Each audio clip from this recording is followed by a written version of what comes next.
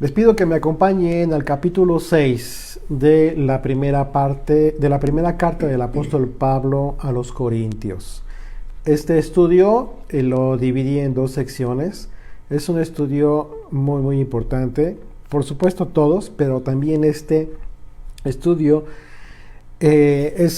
resulta muy relevante porque habla de asuntos cotidianos, aspectos cotidianos que se dan entre el pueblo, y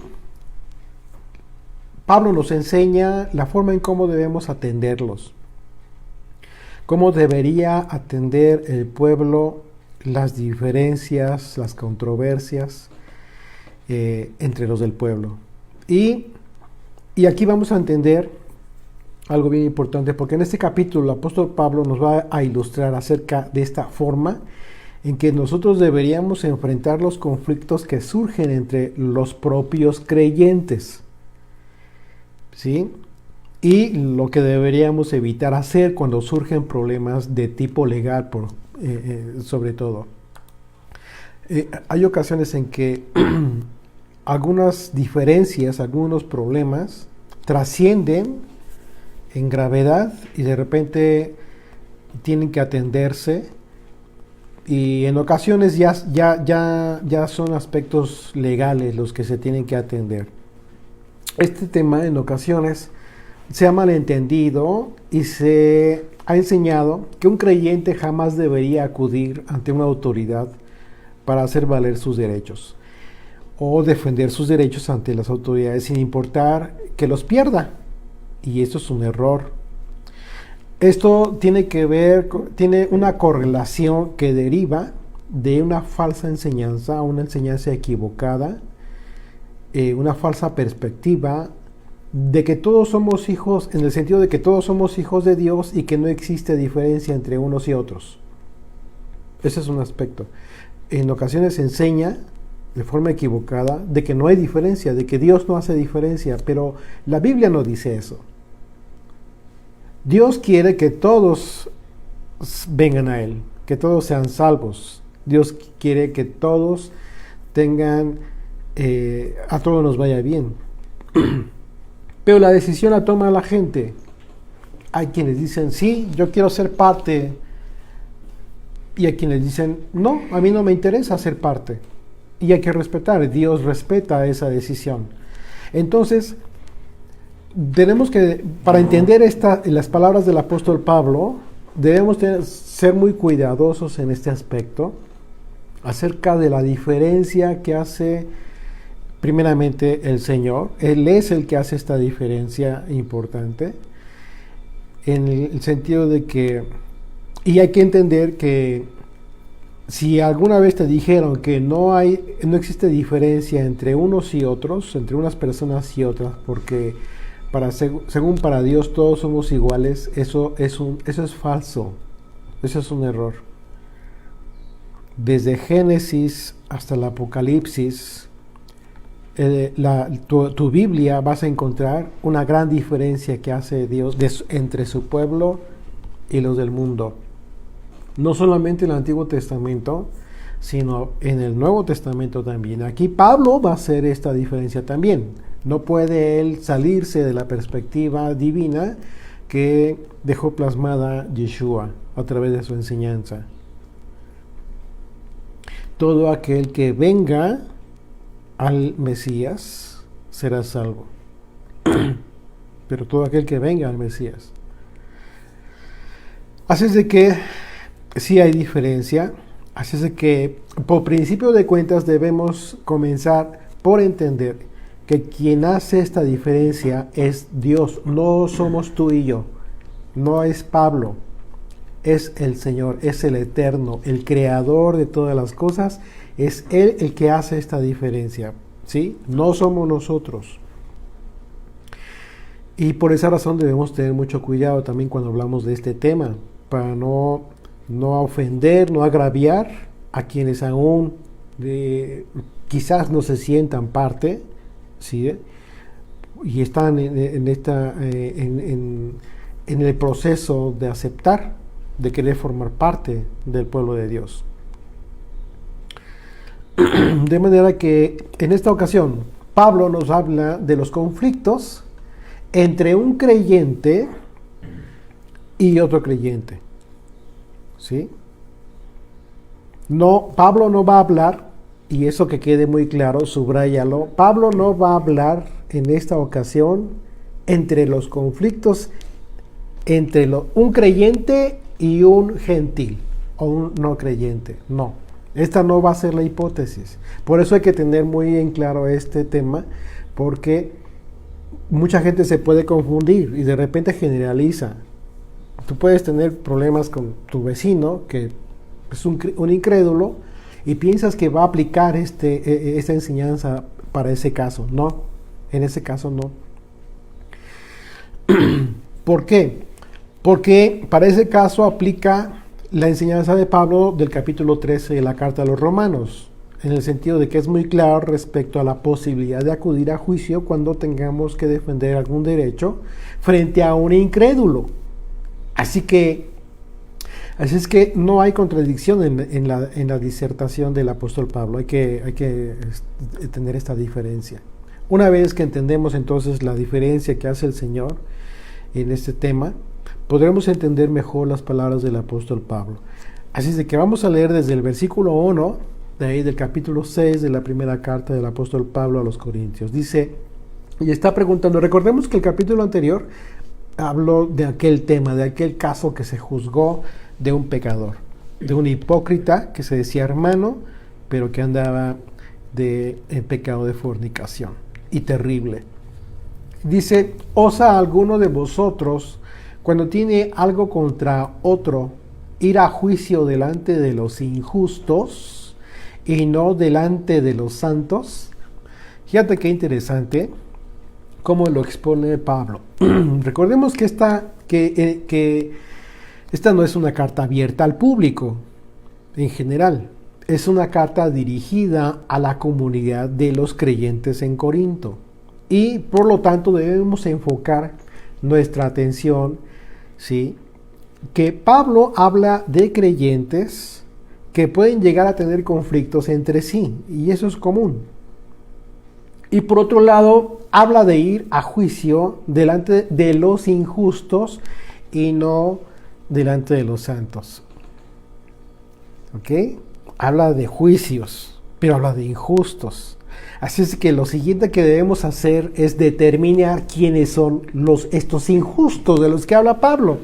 En este sentido, el apóstol Pablo, al hablar de ir a juicio ante los injustos, es claro que se refiere a personas que están en la posición de autoridad civil, con facultades legales para dirimir controversias legales entre los ciudadanos de manera general, los tribunales.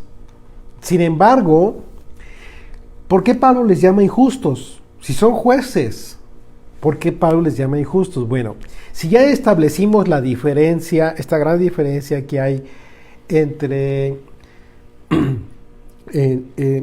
quienes son del pueblo de Dios y quienes no lo son, es claro que la condición de injustos en esa hipótesis, en esa perspectiva, Pablo la está atribuyendo a quienes, a pesar de ser autoridades, magistrados, jueces, son personas que hacen cumplir las leyes civiles, pero que en la mayoría de los casos ni siquiera conocen las leyes de Dios. ¿Ok?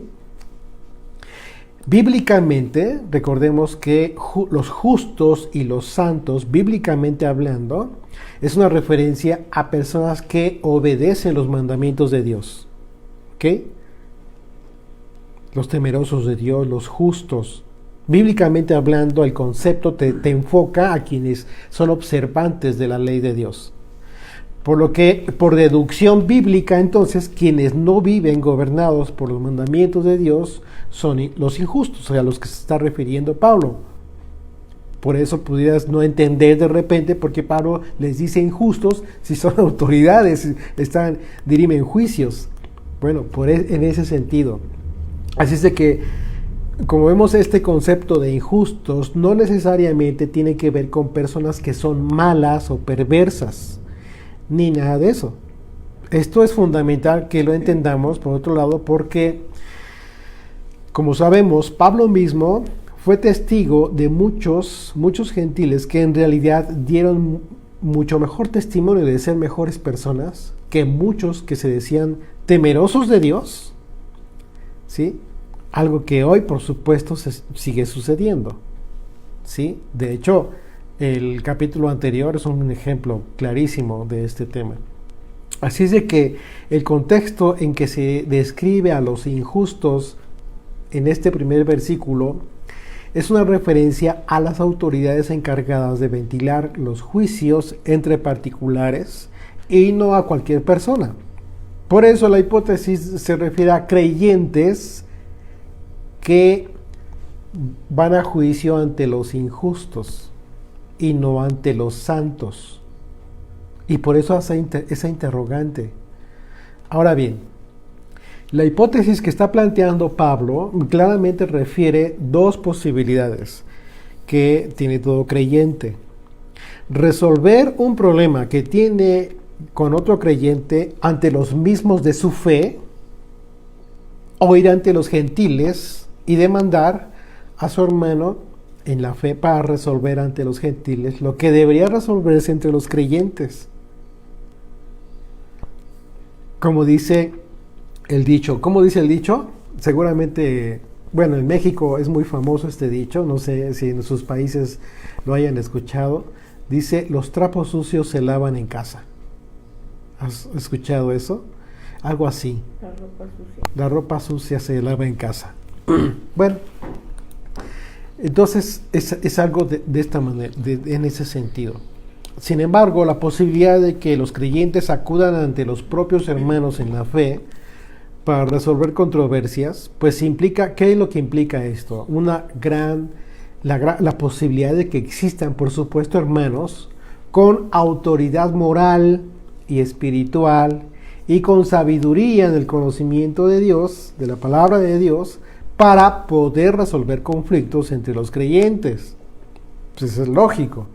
Y para ello es fundamental que dichas personas conozcan la ley de Dios. Porque como lo hemos analizado en nuestros estudios, ¿sí? Cuando hemos estudiado la Torá, en el caso del libro de Génesis, Éxodo, Levítico, la ley, y ahora que estamos estudiando números, la ley fue dada a Moisés, ¿sí? Y esta ley provee un vasto conocimiento acerca de la forma en que se deben dirimir las controversias entre los del pueblo. Recordemos que incluso hubo un momento en que el suegro de Moisés, Jethro, le dio un buen consejo a Moisés. ¿Qué fue lo que le dijo? Le dijo que se auxiliara de varones sabios y entendidos para poder impartir justicia entre los del pueblo de Israel.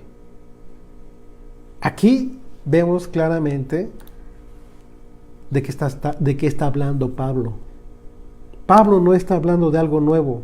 Pablo está basándose en el esquema establecido por Dios. Acompáñame a Éxodo capítulo 18, por favor.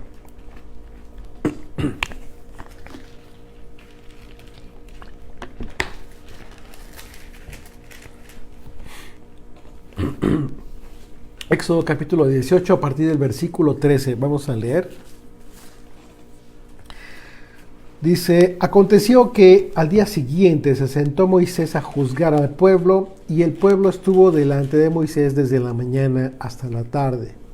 Viendo el suegro de Moisés todo lo que él hacía con el pueblo, dijo, ¿qué es esto que haces tú con el pueblo? ¿Por qué te sientas tú solo y todo el pueblo está delante de ti desde la mañana hasta la tarde? Moisés respondió a su suegro, porque el pueblo viene a mí. Fíjate bien la respuesta de Moisés. Verso 15. Porque los creyentes, los de la fe, vienen a mí para consultar a Dios. Cuando tienen asuntos, vienen a mí y yo juzgo entre el uno y el otro y declaro las ordenanzas de Dios y sus leyes. Aquí está la fórmula perfecta que tiene toda comunidad, congregación, iglesia, para poder dirimir las controversias entre los de la fe, entre los creyentes, si se dicen creyentes y son fieles. Pero que necesitan conocer la ley. Pero si no la conocen, ¿cómo van a dirimir en base a su propio criterio personal? Pues no hay credibilidad. La gente no va a creer, no va a confiar en un criterio personal de otro igual. No puede ser. Verso 17. Entonces el suegro de Moisés le dijo: no está bien lo que haces, desfallecerás del todo, tú y también este pueblo que está contigo, porque el trabajo es demasiado pesado para ti. No podrás hacerlo tú solo.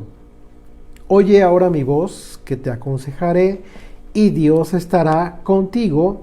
Está tú por el pueblo delante de Dios, y somete tú los asuntos a Dios, y enseña a ellos las ordenanzas y las leyes. Aquí está la fórmula perfecta.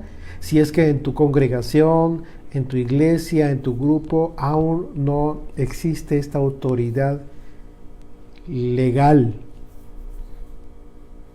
Y hablo de autoridad legal basada en la ley de Dios. ¿Qué es lo que tienes que hacer? Tienes que aprender la ley. Tienes que conocer la Torá.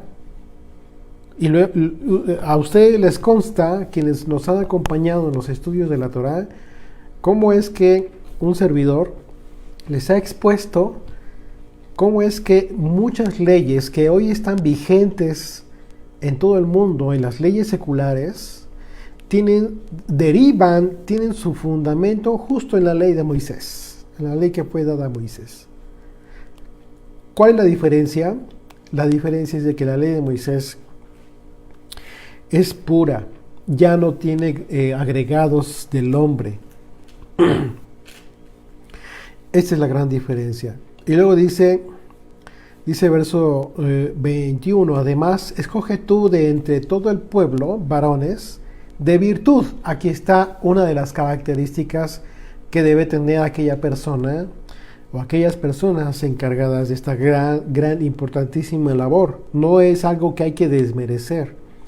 Temerosos de Dios, varones de verdad, que aborrezcan la avaricia, y ponlos sobre el pueblo por jefes de millares, de centenas, de 50 y de 10. Ellos juzgarán en todo tiempo, y todo asunto grave lo traerán a ti, y ellos juzgarán todo asunto pequeño. Aquí está la diferencia, ¿ok?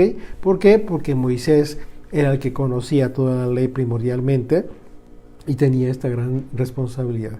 Así aliviarás la carga de sobre ti y la llevarán ellos contigo. Si esto hicieres y Dios te lo mandare, es decir, su suegro le está dando un consejo, pero le está diciendo que Dios te lo confirme. Si esto hicieres y Dios te lo mandare, tú podrás sostenerte, y también todo este pueblo irá en paz a su lugar. El pasaje anterior entonces nos está exponiendo claramente la hipótesis que expone Pablo acerca de la forma en que deberían los creyentes resolver sus controversias, sabiendo que el contexto del que hablamos pues es el mismo: conflicto entre creyentes, personas de la misma fe, para lo cual es necesario que los creyentes cuenten con personas con las características de justicia ya mencionadas. Es decir, la referencia que hace Pablo a los santos. ¿Ok? Por eso preguntó,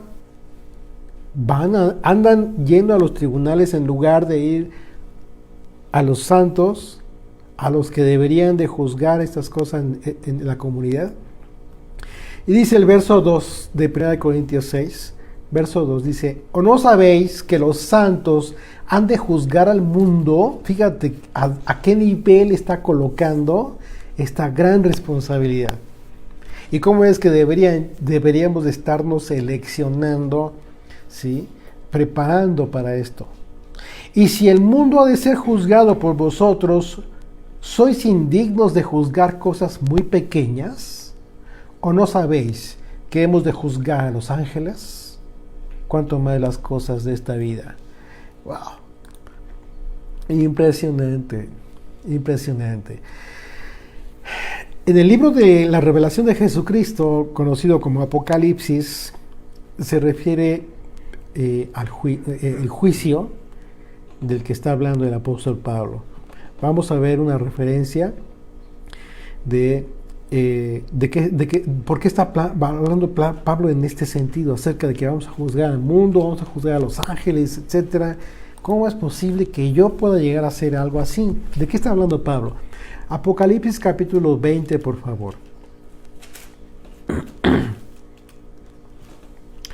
A partir del verso 4, vamos a leer la visión del apóstol Juan. ¿Qué fue lo que vio y escribió? Dice, y vi tronos, y se sentaron sobre ellos los que recibieron facultad de juzgar. Y vi las almas de los decapitados por causa del testimonio de Yeshua y por la palabra de Dios, los que no habían adorado a la bestia ni a su imagen, y que no recibieron la marca en sus frentes ni en sus manos. Y vivieron y reinaron con el Mesías 1000 años. Pero los otros muertos no volvieron a vivir hasta que se cumplieron 1000 años. Esta es la primera resurrección. Bienaventurado y santo el que tiene parte en la primera resurrección. La segunda muerte no tiene potestad sobre estos, sino que serán sacerdotes. Fíjate bien lo que dice. Sino que serán sacerdotes de Dios y del Mesías y reinarán con él 1000 años. Tanto los hombres como los ángeles están sujetos a este juicio. Y más adelante dice el texto que tanto la tierra como el cielo intentarán huir de la presencia de aquel que está sentado en el trono para juzgar. De manera que esto nos conecta con una promesa maravillosa que Yeshua le dio a Pedro y a los apóstoles. Vamos a Mateo capítulo 19, por favor.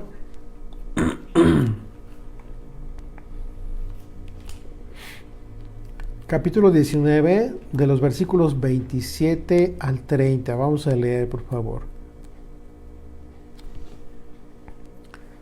Sí. Mateo 19, del 27 al 30. Sí, además te quitas este. Entonces respondiendo Pedro le dijo, he aquí nosotros lo hemos dejado todo y te hemos seguido. ¿Qué pues tendremos?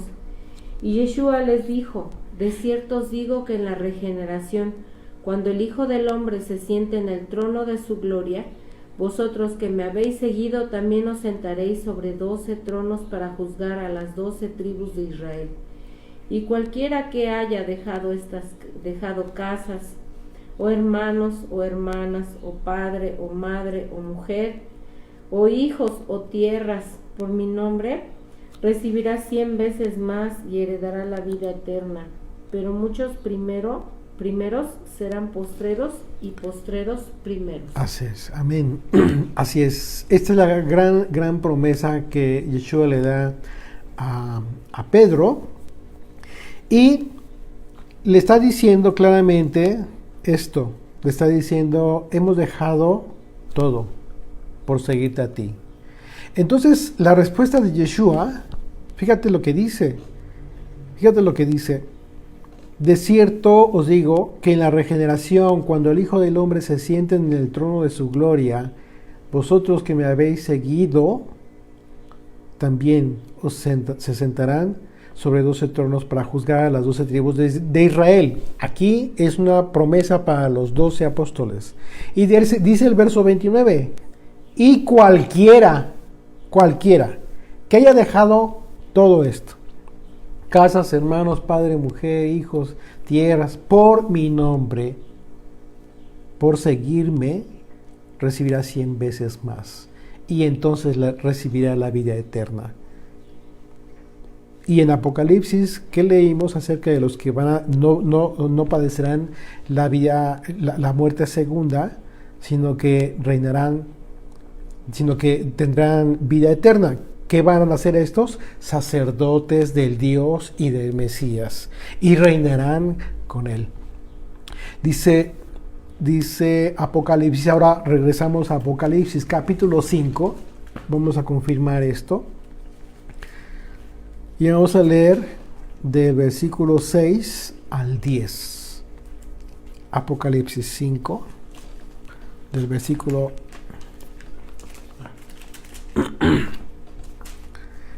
6 al 10, por favor. Y miré y vi que en medio del trono y de los 4 seres vivientes y en medio de los ancianos estaba en pie un cordero como inmolado, que tenía 7 cuernos y 7 ojos, los cuales los 7 espíritus son los 7 espíritus. Son los 7 espíritus de Dios enviados por toda la tierra. Y vino y tomó el libro de la mano derecha del que estaba sentado en el trono. Y cuando hubo tomado el libro, los 4 seres vivientes y los 24 ancianos se postraron delante del Cordero. Todos tenían arpas y copas de oro llenas de incienso, que son las oraciones de los santos, y cantaban de nuevo cántico diciendo: digno eres de tomar el libro, de abrir sus sellos, porque tú fuiste inmolado y con tu sangre nos has redimido para Dios de todo linaje y lengua y pueblo y nación, y nos has hecho para nuestro Dios reyes y sacerdotes, y reinaremos sobre la tierra. Hasta ahí, exactamente. Y reinaremos sobre la tierra. ¿Te estás dando cuenta de lo que vemos, de lo que está hablando el apóstol Pablo?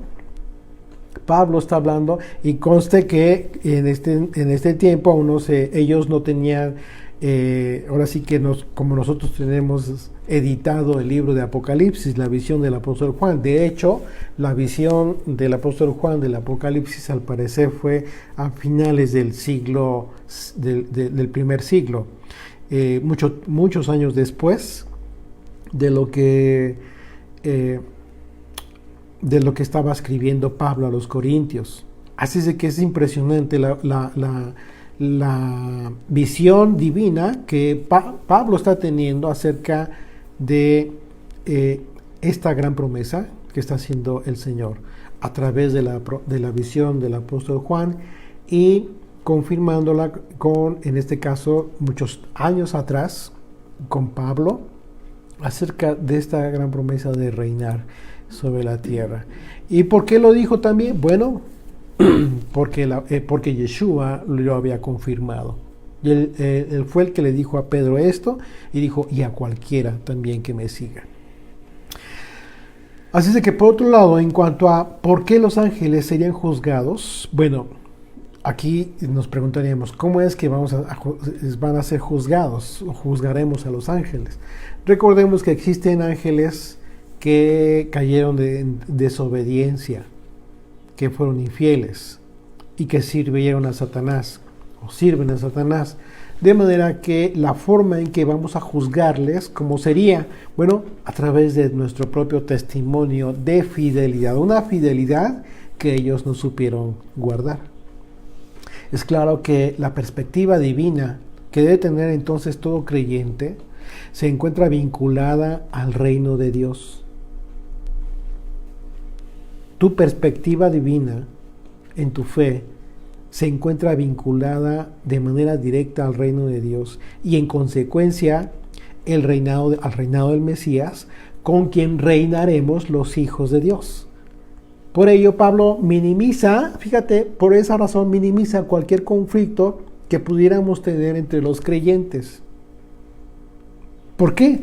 Sabiendo que estamos siendo preparados para ser parte de un mismo reino, y ello requiere de aprender a resolver cualquier asunto al interior del reino. ¿Qué es lo que estamos formando tú y yo a partir de Yeshua? Él lo dijo. Le dijo a Pedro: sobre esta roca, refiriéndose a él como la roca de Israel, sobre esta roca edificaré mi iglesia. Una sola iglesia. No hay varias iglesias, no hay muchas iglesias, y esa iglesia no la vas a reformar. esta iglesia que comenzó a formar Yeshua y no el hombre, no tiene nada que ver con denominaciones de ningún tipo. Esta iglesia que comenzó a formar Yeshua como restaurador de portillos es quien está restaurando el reino caído, el reino que se perdió. Es un reino que está siendo restaurado. Y es una referencia clara al reino de Dios aquí en la tierra, que estamos comenzando a formar tú y yo. Así es de que, ¿cómo es posible que tú, siendo parte de este reino, que ya formas parte de este reino, quieras irte a dirimir controversias entre los del propio reino ante quienes no conocen a Dios? Resulta totalmente absurdo.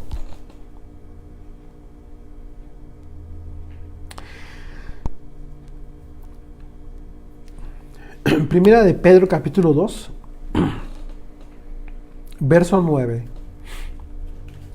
Mas vosotros sois linaje escogido, real sacerdocio. Y no dice que serán, no dice Pablo serán, no, ya son. ¿Por qué? Porque el Mesías ya resucitó, porque el Mesías ya comenzó a hacer la labor de restauración de aquel reino que se perdió. A eso vino. Y tú ya estás formando parte de este sacerdocio. Compórtate como tal, entonces. Real sacerdocio, nación santa, pueblo adquirido por Dios. ¿Para qué? Para que anuncie las virtudes de aquel que os llamó de las tinieblas a su luz admirable. Vosotros, que en otro tiempo no erais pueblo, que en otro tiempo no eras parte de este reino, pero que ahora sois pueblo de Dios. Que en otro tiempo no habíais alcanzado misericordia, pero ahora habéis alcanzado misericordia. Así es de que estamos siendo parte de este gran reino de sacerdotes y gente santa, y Yeshua es quien está restaurando el reino que se perdió. Así es que lo menos que podemos hacer es coadyuvar a que las diferencias entre los del pueblo se resuelvan como en el tiempo de Moisés. ¿Por qué? Porque se está restaurando este orden divino que establecido por Dios desde el desierto. Continuamos ahí, 1 Corintios 6, verso 4, dice: sí, pues tenéis juicios sobre cosas de esta vida, ponéis para juzgar a los que son de menor estima en la iglesia. Está haciendo otra pregunta. ¿Estás poniendo a quien no conoce la ley o a quienes no tienen los atributos de los que ya se refirió, de los que habló Yetro a Moisés en la iglesia, para juzgar los asuntos de la iglesia? Para avergonzaros, lo digo, y aquí ya los regaña Pablo. Para vergüenza. ¡Qué vergüenza! ¿Por qué no hay entre vosotros sabio, ni aun uno que pueda juzgar entre sus hermanos, sino que el hermano con el hermano pleitea en juicio, y esto ante los incrédulos? ¡Qué vergüenza! ¿Cómo es posible que puedas decir que formas parte del reino y te andas pleiteando, dando un testimonio de vergüenza ante aquellos que no conocen a Dios, solo para que generes la blasfemia en un incrédulo? Qué terrible, qué terrible. Aquí el apóstol Pablo plantea la razón por la que los creyentes se ven en la necesidad de acudir ante las autoridades civiles. Gentiles incrédulos. ¿Sí? ¿Por qué razón? Y por eso dice: para vergüenza se los digo. Porque no hay forma de resolver los problemas en la iglesia. Y por esa razón, los gentiles tienen que ir a resolver ante los gentiles. Perdón, los creyentes tienen que ir a resolver entre los gentiles los asuntos, porque no hay gente con la capacidad, ni la capacidad moral, ni la capacidad espiritual para resolver un asunto, un conflicto entre los creyentes. Porque no tiene el conocimiento de Dios, no tiene el conocimiento de la ley del Señor. ¿Cómo? ¿Con qué base? En base a su propio criterio es lo que hace, lo que normalmente se hace. Tú vas a, no sé si en su momento te tocó que en tu iglesia, en tu congregación, acudiste al pastor o a que como se llame y te mandaron con fulanito y fulanita para resolver el problema que tenías con el hermano. Y resulta que te sacan cosas que no resuelven nada. Y en el peor de los casos, pues hay que orar. Y nada más. Pues por supuesto que la oración es importante, pero tiene que ir acompañada la oración de hechos tangibles, pasos firmes para resolver los problemas. Moisés, la respuesta de Moisés para resolver los problemas no solo era la oración, sino les decía, tienen que hacer esto, tienen que hacer aquello, y tú tienes que pagar la reparación del daño que generaste a tu hermano. Y se iban, y cumplían. Estaban sometidos al gobierno de Dios. Pero porque Moisés estaba actuando no en base a su propio criterio, en base a la ley. Por eso Pablo habla de la vergüenza que debería darle a la gente, a los líderes, pseudo-líderes, de iglesias, congregaciones, que tendría que aplicarse en un sentido con más coherencia para resolver los problemas entre los gentiles. No en base a criterios personales, porque criterio personal todo lo tiene, y a lo mejor tiene mejor criterio el que tiene el problema que aquel que va a resolverlo, o lo pretende resolver. No somos nosotros, es el Señor quien resuelve los problemas a través de su ley.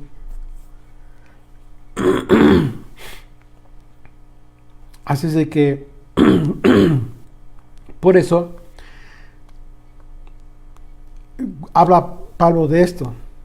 Ponen para los de menor estima a resolver problemas, para atender ese tipo de asuntos. Por eso Pablo les reitera que se les decía para avergonzarlos. Porque como lo mencionó en el estudio anterior, en el caso específico de la comunidad de Corinto, los que supuestamente se sentían sabios y conocedores de la palabra de Dios estaban descuidando lo más importante en la congregación. ¿Qué era lo más importante en la congregación? Lo vimos en el estudio anterior. La santidad de los creyentes. Estaban afanándose, estaban muy presumidos, unos seguían a unos, otros seguían a otros, puro conocimiento acá, pero acá estaban en la calle y olvidándose de la santidad de la congregación, en lugar de preocuparse por lo que estaba sucediendo en la congregación. Terrible. Por eso habla de esta vergüenza que debería de darles a los líderes. De la misma manera, hoy en día las congregaciones, grupos, etcétera, como se les llame, la atención de los problemas entre los creyentes debería ser un asunto prioritario.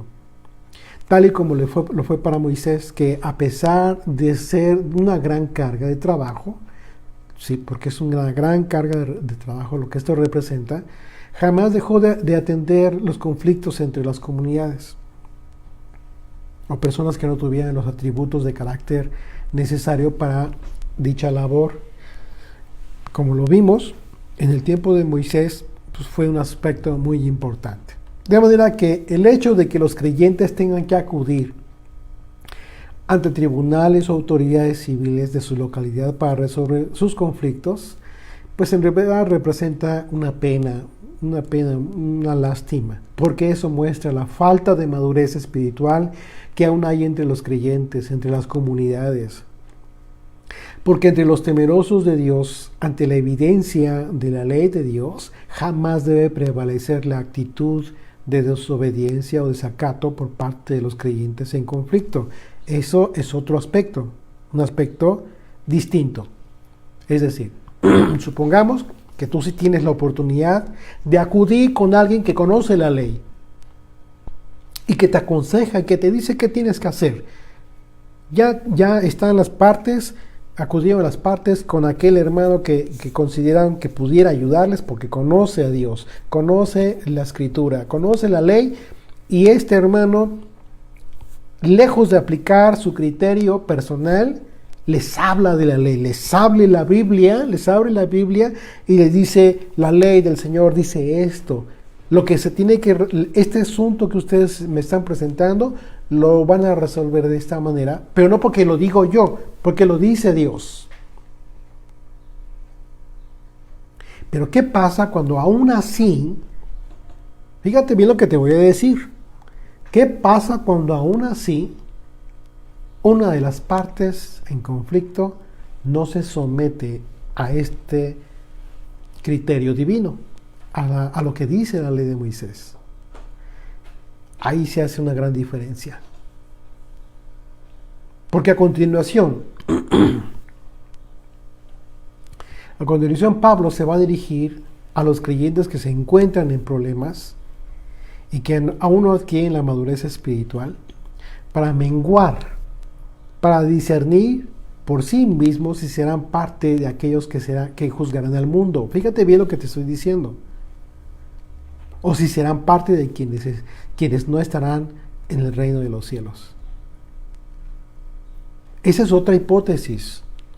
En que entre los creyentes haya quien, escuchando la ley, conociendo la ley, decida no someterse a la ley de Dios, sino que diga: pues mejor me voy al juzgado, porque yo sé que allá me van a dar la razón. Aquí se hace una gran diferencia por la propia decisión de los supuestos creyentes. Porque aquel que se dice creyente, que no se somete a la ley de Dios, no es un verdadero creyente, es un religioso.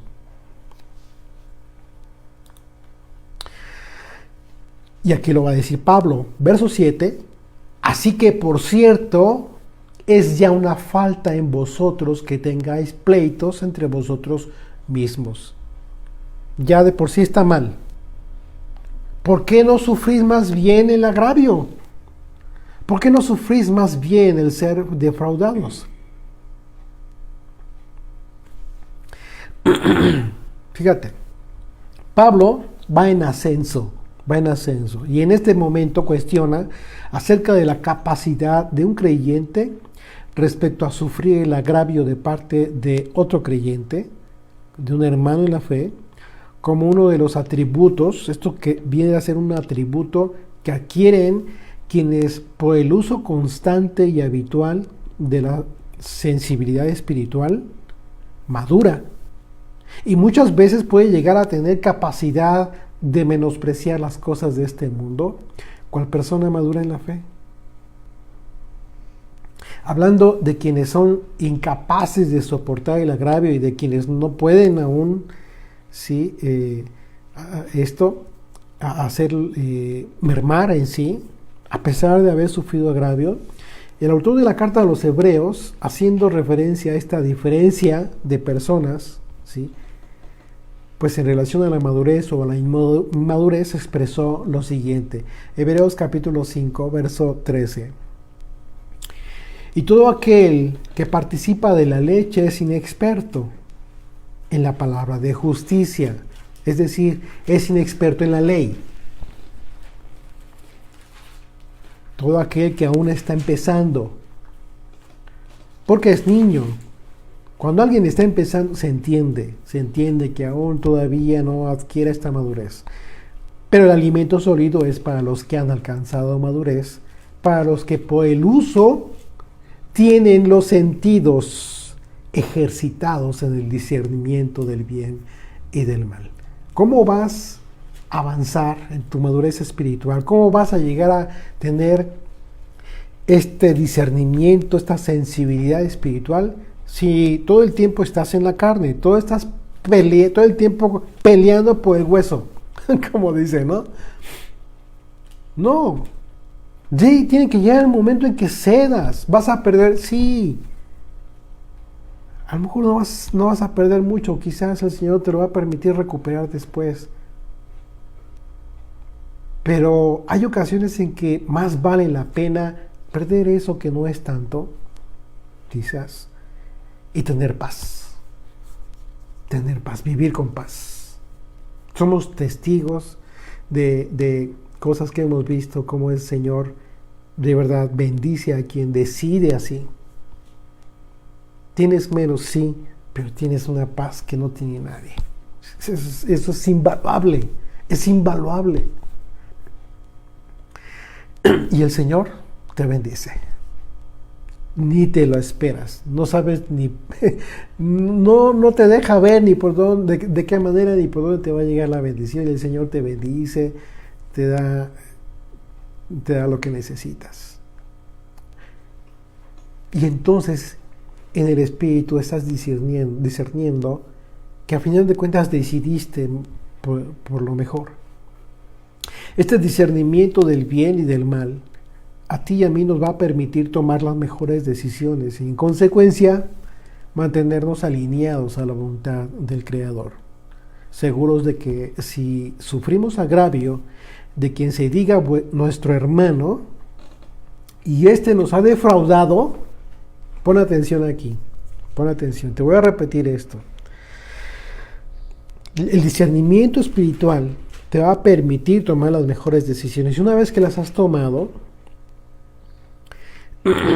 vas a mantenerte alineado a la voluntad del Creador. Y cuando tú estés en esta circunstancia, tú vas a estar seguro de que a pesar de haber sufrido un agravio, ¿sí? de aquel que se dice tu hermano, sabes que te defraudó, ¿sí? Entonces a su tiempo Dios va a juzgar. Y si sufrimos el agravio, vamos a recibir recompensa de Él. Mientras que aquel defraudador no entrará en el reino de los cielos. Porque a partir de su fraude y de no haberse arrepentido de haber pecado contra ti y en consecuencia contra Dios, no forma parte del reino. Dice el verso 8, pero vosotros cometéis el agravio, y aquí está lo grave, el problema. Aquí le está hablando a aquellos que están haciendo el agravio. Dice, pero vosotros cometéis el agravio y defraudáis, y esto a los hermanos. ¿Te estás dando cuenta que no está hablando entre... Aquí no figuran los gentiles en este capítulo. Para nada. Pablo le está hablando a los creyentes. Pero dice, a pesar de eso, cometes el fraude. Le cometes fraude a tu hermano. ¿No sabes que los injustos no heredarán el reino de Dios? Aquí está la advertencia. No erréis, no te equivoques, porque ni los fornicarios, ni los idólatras, ni los adúlteros, ni los afeminados, ni los que se echan con varones, ni los ladrones, ni los ávaros, ni los borrachos, ni los maldicentes, ni los defraudadores, ni los estafadores, heredarán el reino de Dios. Terrible. Esto está tremendo. Esto último está impresionantemente tremendo porque lo que se infiere de este discurso de Pablo es que si se está hablando de conflictos entre creyentes, entre quienes dirimen alguna controversia, en la forma en que se resuelven, se define quiénes van a heredar el reino de Dios y quiénes serán desechados del reino. Al afirmar que los injustos, es decir, aquel que te está defraudando a pesar de que se diga hermano, no heredarán el reino de Dios.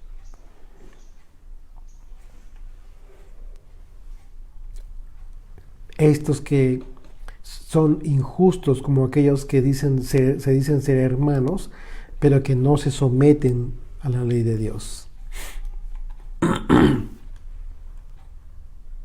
Terrible, ¿no? Terrible. Así es de que bueno, vamos a dejar hasta aquí el estudio para no hacerlo muy largo. Y pues bueno, yo quiero, yo espero que sí, estos estudios los consideremos para seguir meditando en ellos. Miren, las cartas del apóstol Pablo no son para leerlas, haberlas entendido una vez y olvidarte de ellas. Son cartas de uso cotidiano, de uso diario, de uso todo el tiempo. Todo el tiempo hay que estarlas leyendo, hay que estarlas recordando, hay que estarlas meditando, porque todo el tiempo estamos teniendo relaciones con los hermanos, ¿sí? Y podríamos tener algún conflicto. Debemos saber cómo resolverlo. Porque las cosas no cambiaron. Las cosas comenzaron a ser restauradas a partir de Yeshua. ¿Y qué es una restauración? Es dejar las cosas como estaban antes. Así es de que la invitación es para continuar meditando en las cartas del apóstol Pablo y que no se nos olvide que finalmente Pablo, al llevar el nombre del Mesías, está llevando su enseñanza. Vamos a orar, por favor. Bendito Señor, gracias te damos, te alabamos, te glorificamos, Padre eterno, porque eres bueno, lleno de misericordia y de bondad, Señor. Te pedimos, Padre eterno, que estés en nuestras vidas, en nuestros corazones, Padre eterno, y que nos des sabiduría para así aplicarla en nuestra vida diaria, en cualquier conflicto que tengamos, Padre eterno, para que podamos, mi Dios, vivir en paz, en shalom, delante de ti, siendo íntegros, Señor, siendo limpios, estando limpios delante de ti, Padre eterno.